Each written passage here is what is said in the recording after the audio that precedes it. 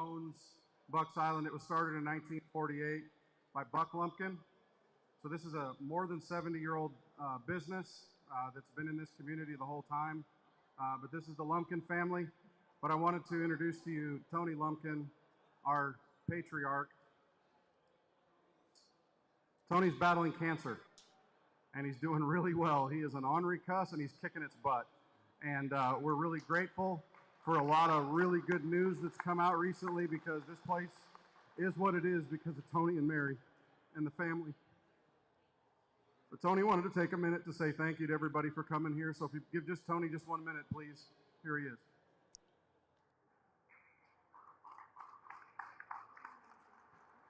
Well, do you think Joe Biden might allow me to take my mask off? I can talk a whole lot better when he would. So, Joe?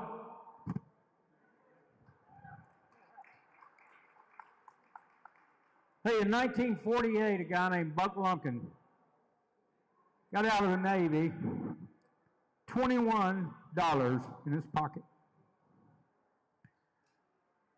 Didn't want to work on a farm. He already did that. Quit school in the 8th grade because his pop died.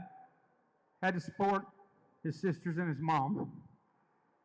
Did that for several years. Joined the Navy. And got out of the Navy in 48. Didn't want to work back on a farm. He said, there's too much work. Too hard to work. Tried to find a job. Couldn't. Said, heck with it. I'll just start my own business. So I asked him years later, I said, Dad, you quit school in 8th grade. He started this business with $21 in his pocket. First month rent, $18.75 he paid on a storefront. Had 2 aluminum John boats, and the biggest outboard motor he could buy, brand new, was a 16 horsepower. And boats are wood or aluminum. As he says, God had not grown any fiberglass trees yet, so we didn't have fiberglass boats yet. But I asked him years later, I said, Ed, you quit school in 8th grade. How'd you do that? How'd you learn how to run a business? He said, son, I learned it in Sunday school. I don't understand, Dad. He said, I learned if you treat customers like you would like to be treated, and you live by that, you'll never run out of customers. As you see, that $21 has gone a long way in a long time. Magazine article was written by a guy on this business. He asked me, how many boats you think been sold by this business over the years, over 70-something years? So we didn't know for sure. We had to do some estimating, but it's about 11,000. He said, how many do you think you've serviced, repaired? So anyway, I went to work for Mercury for 17 years. Left there when Dad got sick. Mary and I found this beautiful lady in Wisconsin. She came down here and won't go back.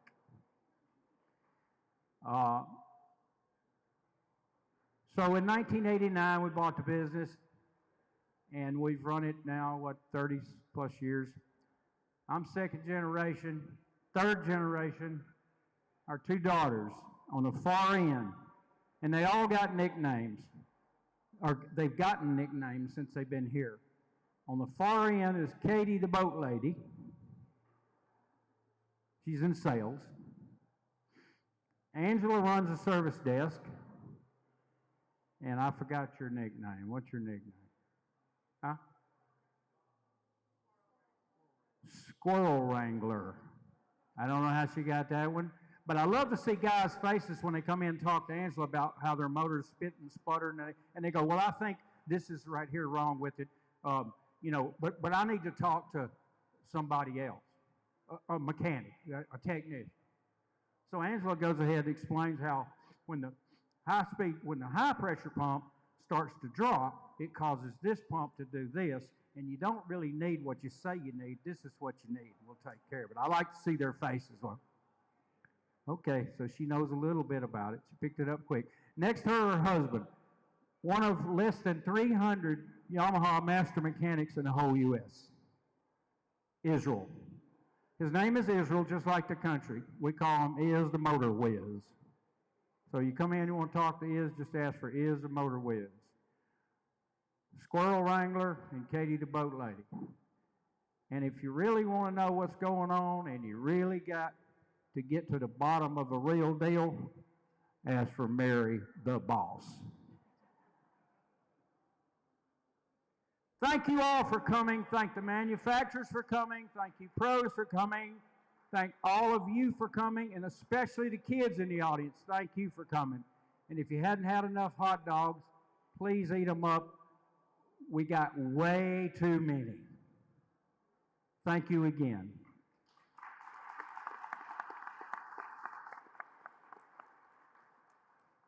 From all of us here, Tony and Mary and the family, thank you very much. It means something to be here. Well, we're going to turn our attention to the fishing because that's what we're all here about. Let me introduce this group. From the opposite side of me, John Cox, NPFL, one of our Bucks Island Skeeter pro staffers. John is raised a daughter, a bass angler herself, and now she's off doing other things, but he's carried on the tradition. We got local stud, Wes Logan, Bassmaster Elite Series pro. He's in his second year on the Elite Series. Watch out this coming week at Neely Henry. He's going to be one of the favorites. We've got consecutive Bass Nation champions. We've got Randy Pearson actually sitting this side in the middle. Randy won it 2018. And then 2019, we got Cody Holan. Randy's from California. And so we got West Coast guys that came over here and stole the trophies from the Bass Nation. And we got Beaverton, Oregon, Cody Holan, who's a Falcon Pro. They are also Bassmaster Elite Series pros. Watch them this week.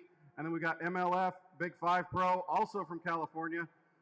Billy Hines from Vacaville, California. Billy is a Luz and Strike King Pro. He's had several top 10s in competition all over the country, including Cumberland River 2 years ago, where he finished top 10 at an FLW Tour event. Now it's MLF Big 5.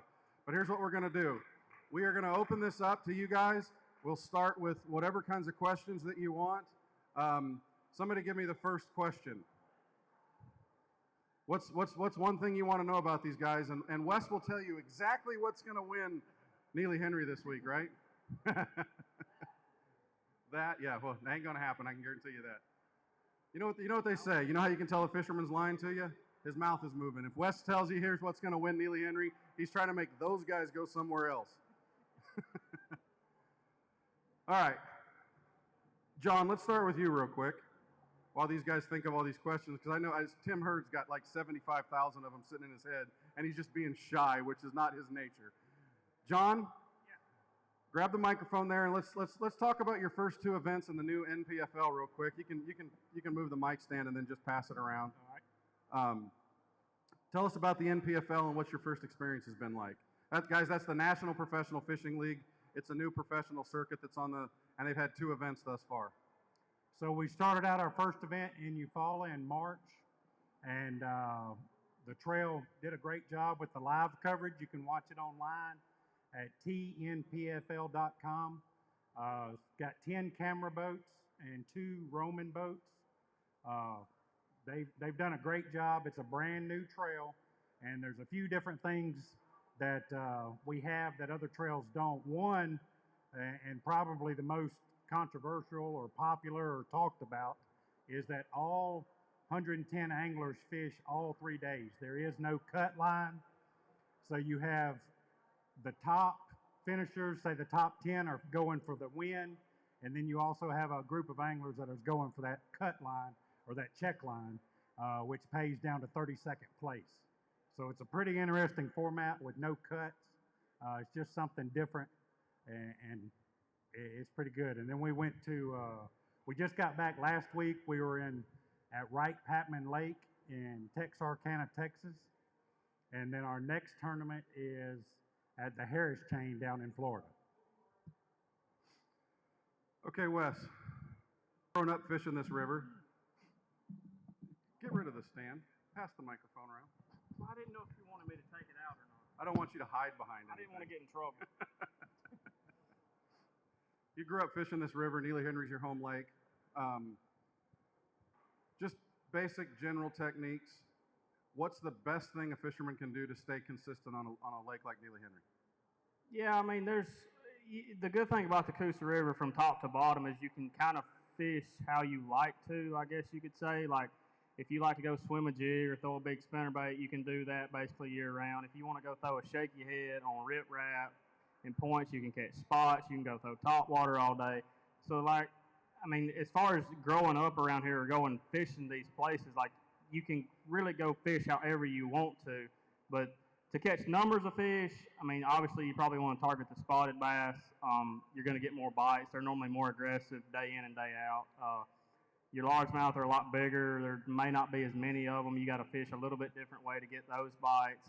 But all in all, I mean, even taking kids out here, like, it's just a fun river system to grow up on, because with me traveling all across the country, you don't realize how special this river is until you go somewhere else. And somebody's like, well, this place is great. And I'm like, well, you don't know great. Like, I've seen great. Like, this lake this whole system gets fished 7 days a week. There's a tournament somewhere every day, and the fish continue to bite, and you still catch good ones. So, I mean, it's a special place. But, I mean, just that the main thing I can take away from it is you can fish how you like to or want to and still compete in tournaments or just catch fish on a day-to-day basis. So, turning to our West Coast contingent here that's out here for their tournaments, I'm going to have Randy answer this question first, Cody, but I want you guys to both answer the same question. Randy, you came from Central California, and you won the Bass Nation Championship. How has that changed your life? Oh, I mean, it definitely changed. I mean, just coming out and fishing for a living is a big adjustment. And coming from California out here to back east, the style of fishing is just completely different. California, you catch tons of fish. I mean, Wes talked about this river system being a lot of fish, which I'm excited to see.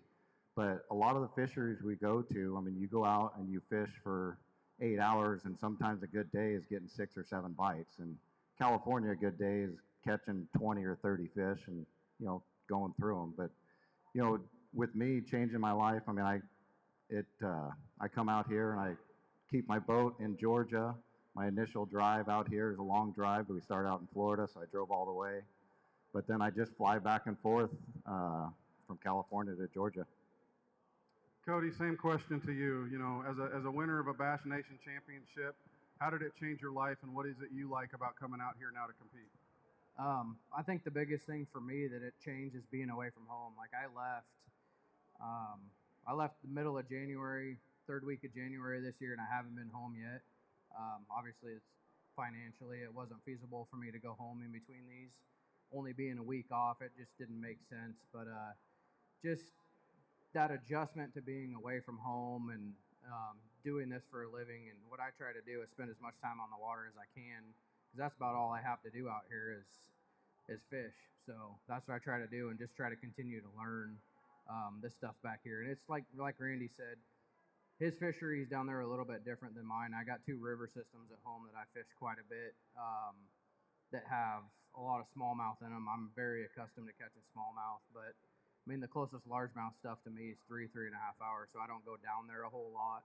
But it's just trying to get adjusted to the style of fishing out here that we don't have at home. We don't have grass fishing at home. We don't have ledge fishing at home. It's trying to spend as much time on the water and learn as much of that as you possibly can. All right, Billy, you're in your 4th year now fishing out here. What's the biggest thing that you can say that you can apply from one body of water to the next? Being a West Coaster myself, it's a completely different world. We talked about it when we did our live the other day. Bass is a bass, but what's the biggest thing that someone can do when they're going from body of water to adjust? Try to get an idea what the fish are going to be doing. So this time of year, obviously, the spawn and post-spawn and whatnot. So every body of water is going to be the same way. They're going to have a place they spawn. So if it was this time of year, I'm going to go from one lake to the next lake to the next lake. I'm going to go up, find out where they spawn, what type of fish I'm going to be targeting, look at where they're spawning, and then start from that spot and kind of back out from there. Maybe the mouths of the creeks and stuff like that. But that's my initial starting point. no matter what lake we're on, if it's during that time of year. So whatever time of year it is, figure out what the fish are supposed to be doing, and then start at that position in the lake. Okay, so let's pass this back down to John. John, you've lived here and fished around this general area your whole life, but now you're getting to go to some other areas yourself. What things can you do that you can apply from our home region that you can take to Texas, or you can take to some of these other things and be successful? Well, for Texas, there's nothing you can do out here to prepare yourself for the brush that you're going to see in Texas. You could just picture Wright Patman and just picture the most horrible place on earth as far as gnarly cover to be in, and that's what Wright Patman was like. Every inch of the bank was just covered in the nastiest brush you could ever imagine trying to get a fish out of. But other than that, the Coosa River does, like Wes said, it does train you to fish a lot of different waters.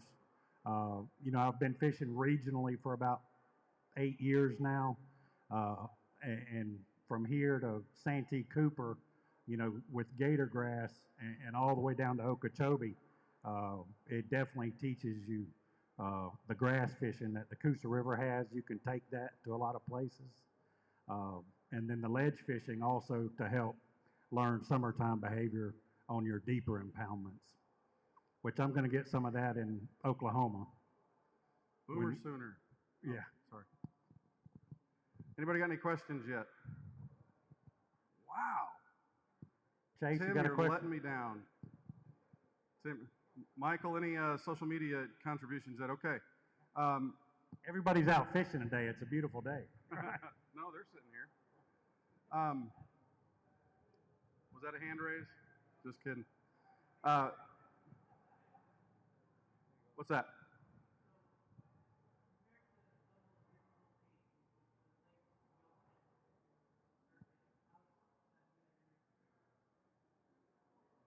So the question is, compared to the level of difficulties that you face around the country, how does Neely Henry compare to some of those as far as difficult or not difficult? I think we should have you answer that question. And I mean, I'm going to be truthful. I think the problem with what we're going to see at Neely Henry is the size of the lake, and it's going to get beat up a little bit to where, I mean, you have a Saturday tournament. It normally would take 18 or 20 to win. Well, I mean, yeah, you might have a guy catch that on day one, but what I've seen in the past, and it's like it's hard to replicate and catch a big bag 2 days in a row just because of I mean, it's just not big. And with us having 100 guys, and I mean, all of us know what to look for when we get on something. We know how to run it.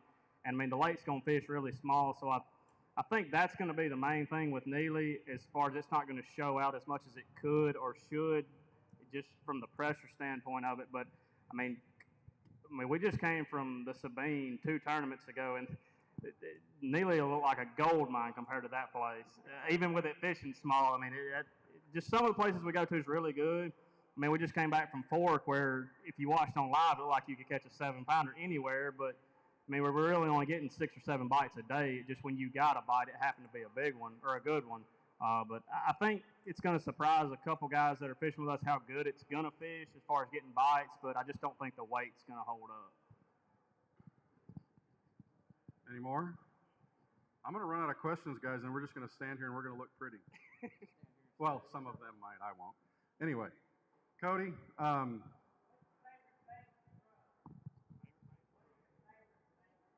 the question is, what is your favorite bait to throw? We'll just go down the line. We'll just do a panel on this one. So mine is a deposit swim jig by 2K Jigs. When I go to a lake, I can either get a swim jig bite up high or low in the water column. It's just a pattern I'm real comfortable with, being around the gator grass, the Kissimmee grass, and that's it for me. I would have to say my favorite. I mean, day in and day out, I'm just going to go flip a Zoom Z-Crawl Junior on a 5/16 weight. I mean, you can pitch it at a dock, you can pitch it in grass, you can pitch it on wood. I mean, it's a good bite getter to kind of let you know what's going on, give you a few clues, and then you can kind of go from there. I don't even know if I have a favorite. Yeah, my favorite's the one they're biting. No, Like similar to him, I got a company that helps me out, Western Fishing Operations. They have a bait that's called a killer hog. It's similar to some other style creature baits and stuff like that. I've grown real accustomed to flipping that. Typically, I lean to a 3/8 ounce weight, and if I can catch them on that, that's what I'm putting in my hand. My favorite's probably a Texas rig brush hog. You know, either flipping it with a 3/8 ounce weight, or even casting it. I like to fish it down even 25, 30 feet deep. So just a full-size Texas rig brush hog. So favorite way to fish? Frog every day, all day. If I can do that, never biting all day, every day, year round, that's probably the only thing I'd have on my boat would be a striking sexy frog. I mean, that can't beat that bite. It's a phenomenal way to catch fish. It's kind of like a swim bait though. You might go all day before you get one, but they're typically pretty good ones. So anyway, my favorite way is frog. What else? Tim Hurd.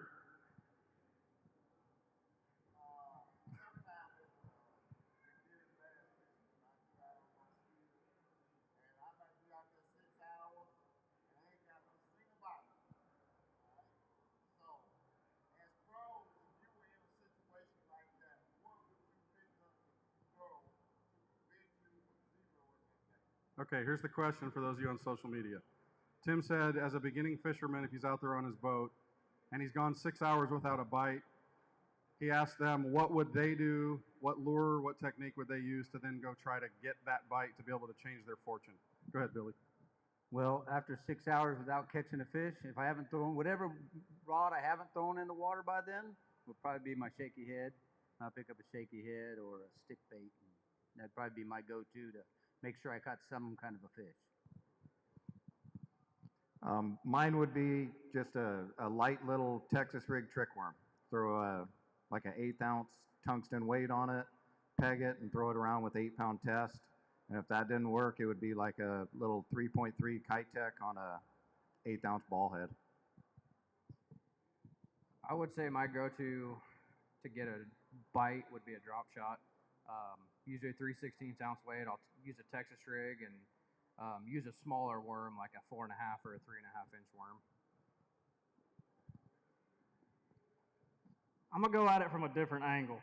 I'm not gonna say. I mean, a lot of times it's not the bait you're throwing by any means. So you asked me what I would do in the situation. If I fished somewhere for 4 to 6 hours and hadn't had a bite, I'm gonna go to the other end of the lake because they're always biting somewhere.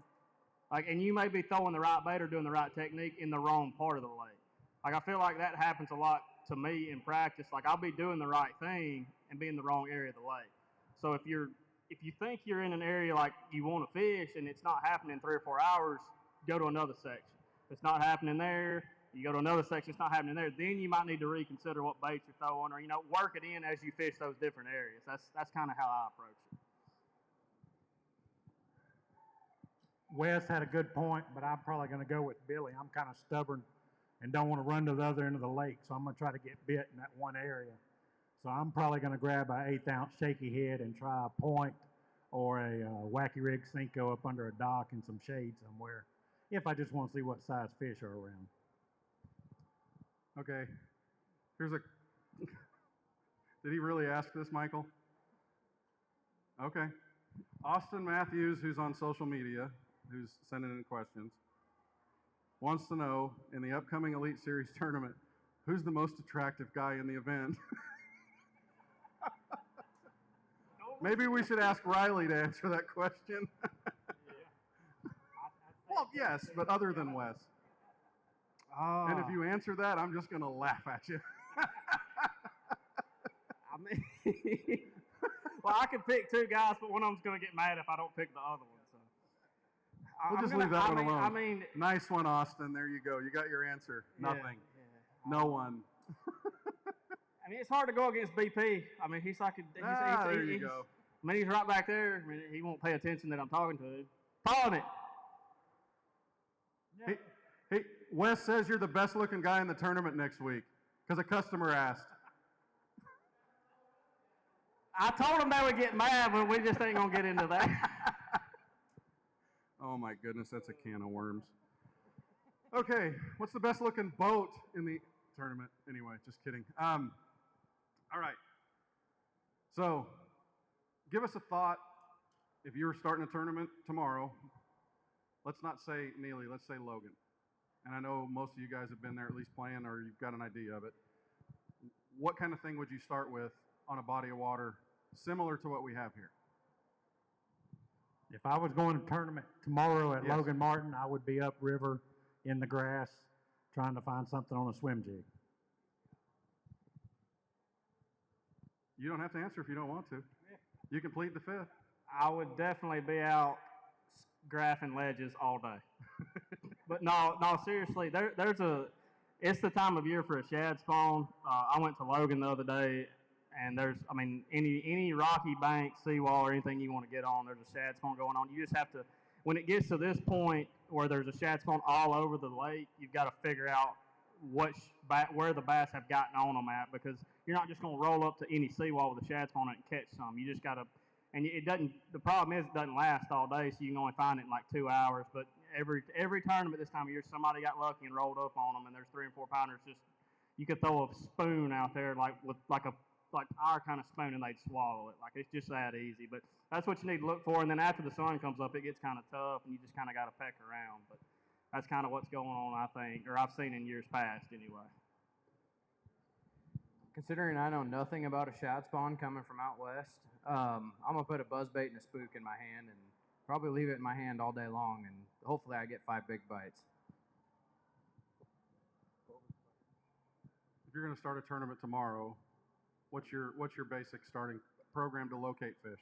I mean, for me, what I'm going to try to do is I'm going to try to find a spot where I can hopefully catch, 12 pounds, fishing finesse and, jerk bait or something like that.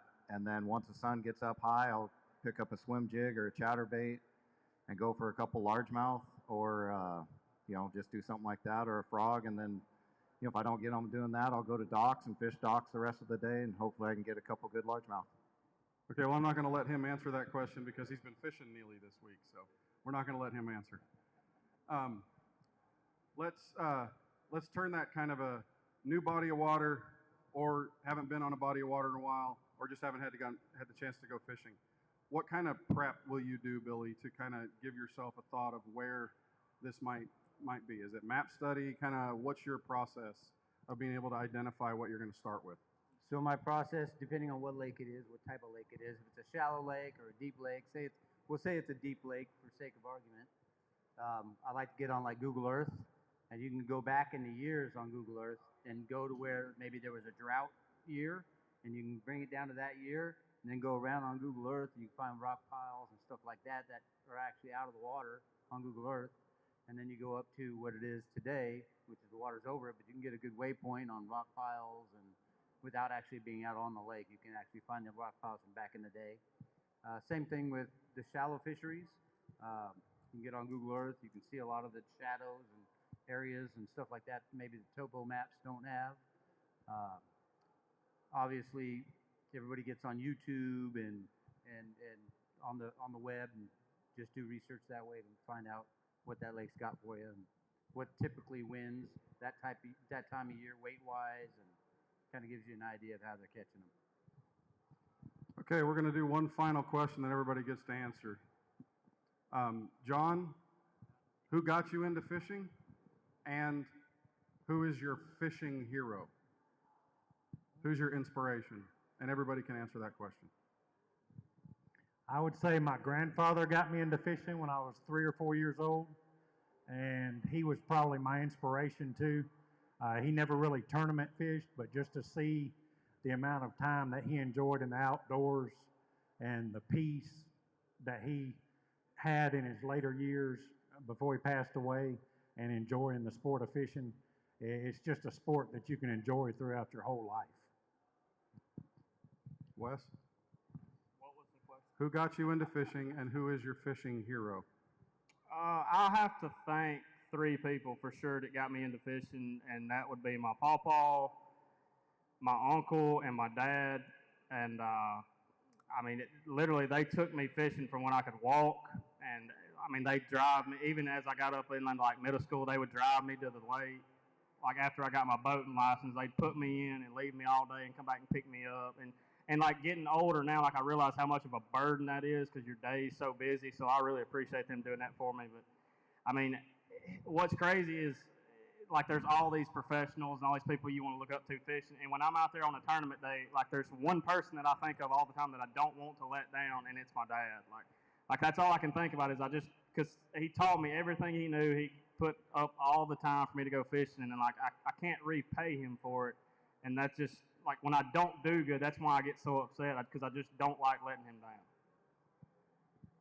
Cody? It was my dad. He, from a young age, bass fish tournaments, and I never got to fish tournaments with him or anything like that until I started getting older. And you know, I'd called him one day and it's like, hey, let's go buy a bass boat, go bass fishing again. And I mean, a drop of a hat, we had a boat, and a week later. But everything, you know, growing up and stuff like that I learned was from him, and even up until when he passed away a year ago, and it's the same thing as him. It's like even though he's not here, it's still I feel like I don't want to let him down, and that's what I'm doing these days and fishing professionally is all for him. So.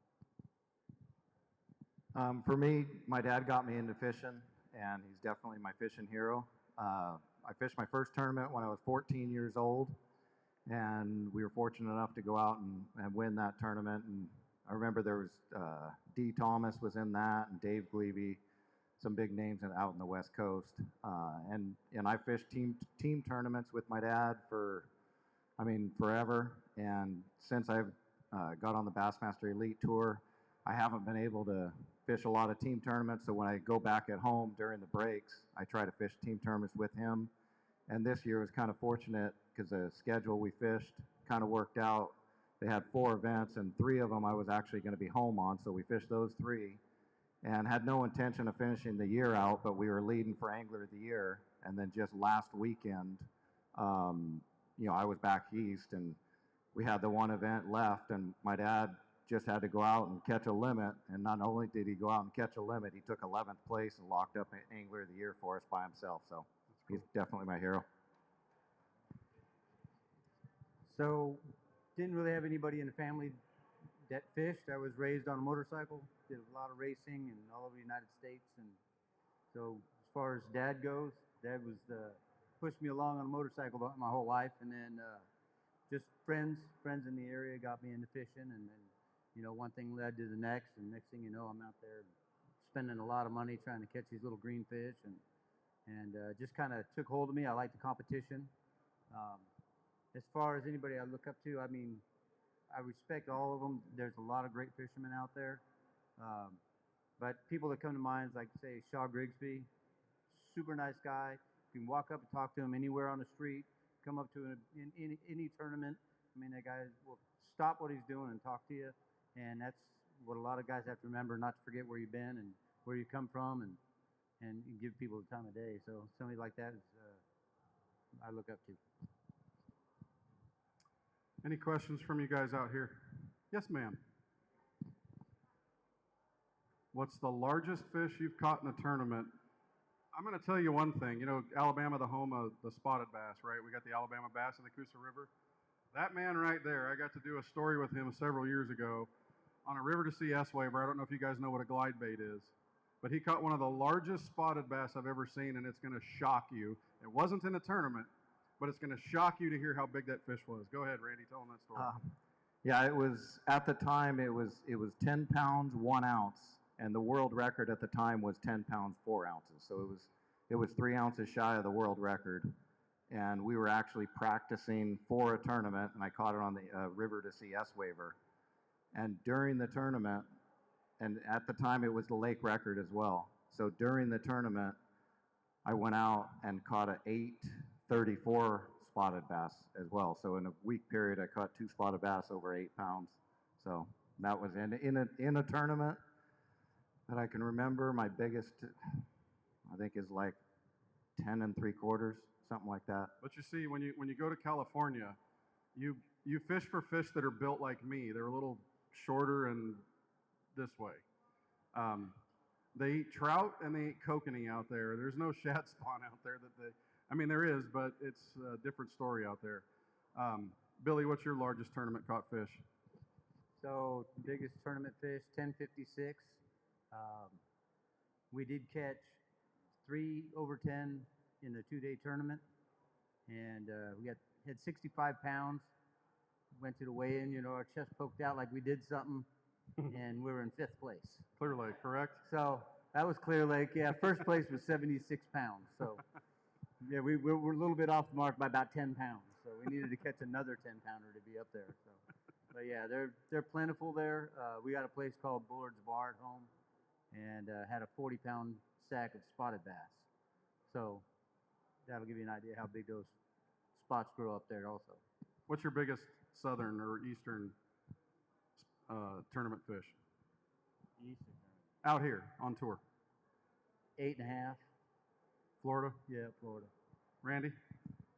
Out here, I think it was probably the one I boat flipped up and over the dock at St. John's River just about 2 months ago. And then I actually that was a lot bigger than you thought it was, wasn't it? Yeah. I actually wasn't even thinking. My biggest fish in a tournament, it was a Wednesday night deal. It was a small tournament, but it was 13.25. That was on a Texas rig brush hog. Cody, at home and here. Home, largemouth was just under 7 pounds. We don't grow them real big out there. Up there. Up there. Smallmouth back home was just under 6 pounds. It was 5 pounds, 14 ounces. Biggest fish I have weighed in a tournament was actually last week. I was sitting on 14 pounds or just over 14 pounds, and my marshal and I all day were like, we just need an 8-pounder. We just need an 8-pounder. Well, they had cut the tournament day short on the second day, and I was up in an area where I had got some frog bites, and it was 225. I had to be back at 240. I had a 10-minute idle out of where I was, and I told him I got him a couple more casts, and I come across a hole in the gator grass, and I had an 8-pounder eat a frog. Last cast, we got it weighed, measured, threw it in the live well, and had to get out of there. So that's my biggest tournament fish so far. Wes, what's your biggest tournament fish? However many stories you want to tell. I don't have many. I caught a 915, which was a 1 ounce away from a 10-pounder in a BFL regional into St. John's, and that's the biggest tournament fish I've ever weighed in. That's the biggest fish I've ever caught, actually. And then my biggest spot I've ever weighed in a tournament was at Mitchell. It was a 750 something, but that was like 10 years ago or 15 years ago. I don't know, I was like 10 or 12. But that's the biggest 2 I've ever caught. Well, only fishing regionally, I'm at a huge disadvantage to these guys. I've only fished in Florida twice, but my biggest tournament fish just around here, Georgia, Alabama, several 6-pounders, but nothing ever over 7. And if anybody cares, my biggest tournament fish was caught with him. It was a sight fish at Clear Lake that went right at 7 pounds, if anybody cares. He did, because it got him a check. All right, any other questions, folks? Yes? What is the rarest fish you've ever caught? Me, anytime I go to Neely Henry. I was about to say, the first one when I catch one at a new lake would probably be mine. Do you guys saltwater fish? Well, we were actually at the Sabine like 3 weeks, whenever we were there, and in an hour on the same bank, I caught a flounder, a speckled trout, a redfish, and a 9-inch bass. Wow. In 30 minutes. So, gotta love the Sabine. I've never caught nothing like that. I don't even know. I mean, my most memorable non-bass catch was at the Sabine. I was flipping a dock, and I caught about a 1.5 pound crappie, and when I set the hook, it jerked up out of the water and hit my marshal in the chest. For me, coming from California, you don't have fish with a bunch of teeth. So any fish I catch that has teeth and is real rare, and I don't like those. That's exactly what I was going to say. I caught a snakehead one time, and I'm like, I just cut the line. Potomac River? Yeah, I don't even. You can have that bait. It was Potomac over. River. What's that? Potomac River. It was at Potomac. Then you started catching a lot of them. It's like, well, wait a minute, what is this thing? And then I hear they're like veal, like super good to eat. But yeah, not used to things with teeth. Now, anything I catch back here, I don't lip it unless it's a bass. Buddy, you had a question. What is it?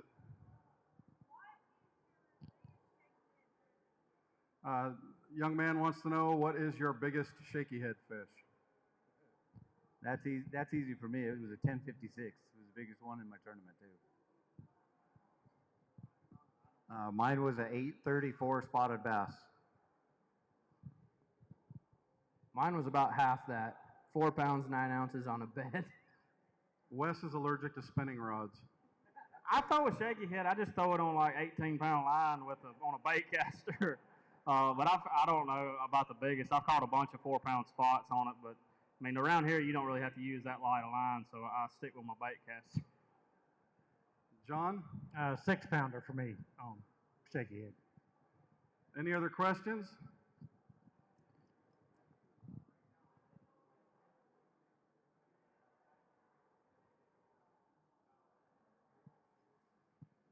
Young man wants to know, John, we'll start with you, and then we'll make this the final question before we get it set up for the 1 o'clock raffle. How do you break down a lake, new lake, to start practicing? Works pretty good because I just did it last week as far as a way to break down. Wright Patman in Texas is a good example because we were the first national level tour to ever go out there. So there was no YouTube videos, there was not even a lot of navionics, showing your contours. So really we just took the furthest away from the ramp on the first day of practice. It all depends on how much practice you have before the tournament. But we basically cut the lake into thirds, and we spent 14 hours on the first day way upriver, and we kind of, and I say we, me and my travel partner, we kind of got away from that third, and then it was down to the last 2/3. You just got to break it down in fishable sections and just make it smaller, because if you can catch them in one area, then you can try another area, and so on and so on and so on. But that Wright Patman, it was set up so different. The top third was a river, and then it got down to more of a wide open lake situation on the south end. But just break it down in sections is the best thing to do for me.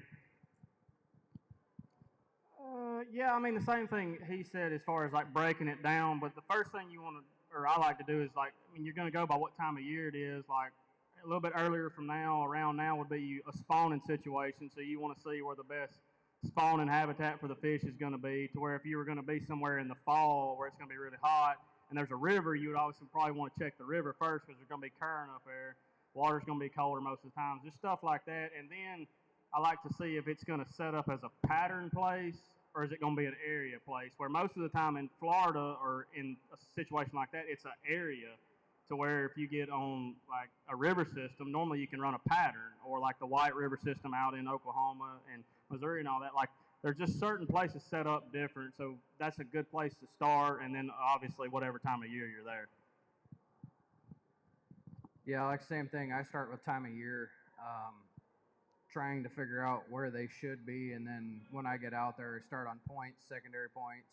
I look at water temperature, just where they should be, and then if they're not there, then you go regroup and try to figure out, okay, well, you did this, they're not on these points, they could be on this bank leading back there. Time of year is a big thing, except for right now with everything being so late, so just time of year is huge. For me, I get on Google Maps like Billy was talking earlier and kind of look at the lake and see how it lays out. And then I get on my Navionics and Lowrance unit and just kind of see how the lake sets up, and then just go with the areas, the time of year, if they're spawning or not. And then I try to pull up some old tournament results and see what kind of weight it takes to do well during that time of year when we're going to be there. So yeah, pretty much just like they're saying, we all do pretty much the same thing. I like to start around areas that have a lot of tournaments out of them, because people are bringing your fish right to that area. So I figure out those areas if I can get a bite there, and then I'll save that for if I can't find something somewhere else that's maybe a little bit away from everybody, where it's not going to have a lot of pressure over a 4-day tournament, and I can catch them in that spot. Then that's great. But if I can't, I can revert back to catching them somewhere near the ramp and where you know the group of fish are. I don't fish for a living, buddy, but I fish a lot of tournaments. Best piece of advice I ever got was from Larry Nixon, and he said, my daddy was one of the best fishermen I've ever known. He was a pastor, but he said the best thing to do is to go to the fishiest looking spot on the lake and get a bite, because once you start getting bites, you can start putting the rest of it together. So if you try to plan a whole bunch, and yes, you should do some research, but get on the water, look and see what's there, and don't put too much thought into it initially. Just get bites, and then you can start putting the pattern together. All right, here's what we're going to do. We're going to take a few minutes, and we're going to set up for the raffle. So if you guys want to wander just a couple minutes or sit in your seats, we're going to bring that table. All right, guys, for you watching on Facebook, thanks so much for joining us. Here, coming up in just about 30 minutes or so, we will be on with our panel number 2 with the pros. Don't want to miss that. It's going to be a fun group for sure. So we'll see you back here in just a little bit. All right, guys.